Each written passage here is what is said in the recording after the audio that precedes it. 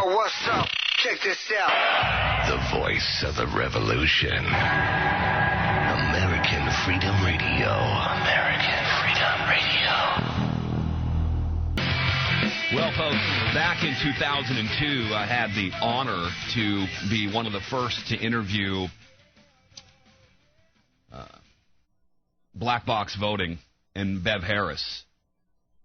And you could just hear the crickets out in the audience because, you know, people, it's a complicated, boring issue. People don't want to hear about electronic voting. Well, that did catch on. And now we have a new development that in Germany, the Germans have deemed electronic voting unconstitutional. By the way, using the Constitution we gave them. What's wrong with us? We're going to break that story for you next week on the program.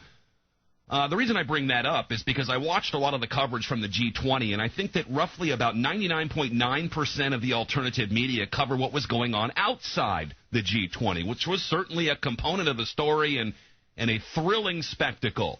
But how many people really covered what was going on inside the G20? Because the developments that happened at this recent G20 in Pittsburgh were staggering and affects the sovereignty of not just this country, but every country. And it goes on to really further prove what my next guest was saying, more than a year ago, and what we've been saying, that this is all about centralization. This is about taking down the final barriers of economic sovereignty, which is certainly sovereignty here in this country and around the world, and they've just gotten away with it. Well, at least for now. My guest is Joan Veon. She is a longtime contributor of this program. She has covered more than 100 UN and UN-related conferences and the G8s and the G7s and the G20s. She has an excellent new PowerPoint presentation out, which I saw about 2 weeks ago, and took copious notes. When the central banks rule the world from Bretton Woods 1 to Bretton Woods 2, she lays it all out for you, and you can't say that you weren't warned. Joan, it is so great to have you on the program. Thank you so much for making the time. Jack, thank you. It's always good to be on your show. Do you get frustrated that here you are breaking this down for people? You've done the research. You have a lot of these guys you've interviewed personally. They come right out and tell you what they're doing, yet nobody seems to be that interested. I think it is frustrating, but, Jack, you see, I've put people in two camps, truth seekers and people who are not truth seekers. Because a truth seeker wants to know what it really means and what's really happening, just like those who, alternative media or mainstream media that covers outside the protesters. Well, the protesters are bought and paid for, and they're turned on and they're turned off, and they're told what to do and what not to do. And they're basically given, whatever freedoms they want. And it is to take the media away from what's really happening, as you pointed out. Yeah.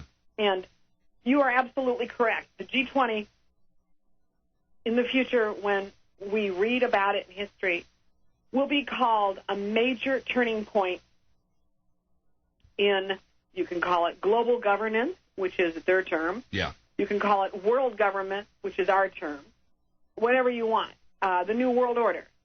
It is a major epic. It is a turning point, and I can't stress that enough. This was my 108th global meeting. Never, when I started 15 years ago, did I ever anticipate that I would cover these many meetings. The Pittsburgh Summit, very interestingly, was really just one day. The world leaders came in from the United Nations on Thursday. They flew in to the Pittsburgh International Airport. They then had a big dinner at the Phipps Conservatory in Pittsburgh. And then Friday they had two plenary sessions. And I have to say, and I haven't read all the documents yet because of so many things, these really are remarkable. What happened in Pittsburgh was the G20, or excuse me, let me go back. In 1973, when after Nixon had taken the dollar off the gold standard and all the countries of the world followed suit, he called 5 countries to have a meeting in 1973. And then in 1975, France called the first official meeting, and it was the group of 5 countries. And then a little bit later, it was not very long. It was a group of 7, and then by 1999, 1998, it was the group of 8 with Russia. And these countries have acted as a board of directors. They've been, for the most part, the leading industrial countries of the world. And as I would cover G7, G8 meetings, the truth of the matter is whatever they said was gospel and put in cement, and basically it served as a blueprint for the other countries of the world. This is where we are going, and if you are smart, you will do the same thing we are doing. Yeah, that's basically an offer that you can't refuse if you're one of those other countries. That's right. It's not resist, it's refuse. And because there is no refusal. You do it. That's an old mafia term. I'm going to make you an offer you can't refuse. That means either you take the offer or we kill you or something bad happens to you. Yeah, got it. Well, that's great. Yeah. And so we have a situation whereby, quote unquote, the credit crisis, we'll explain that in a minute or discuss that. The credit crisis represents basically a managed and planned destruction of the global economy in order to get the countries of the world, i.e. America in particular, to globalize their regulatory laws as it pertains to the Banking, Security and Exchange Commission, the Commodities, Futures and Trading, as it pertains to insurance, as it pertains to real estate, to take every facet of the financial economy and globalize it so that it interfaces with a huge infrastructure that has been set in place at the Bank for International Settlements in the last 12, 13 years. And so we had in Pittsburgh, the group of 8 now is officially the group of 20. And they are, as you mentioned, the board of directors, which will use central planning to stand over all nations on the earth. Gordon Brown said the old system, quote, of international economic cooperation is over. The new system, as of today, has begun. Uh-huh. That basically summarizes it, because what is the new system? The new system is that everything will get in line with the central banking system of the world.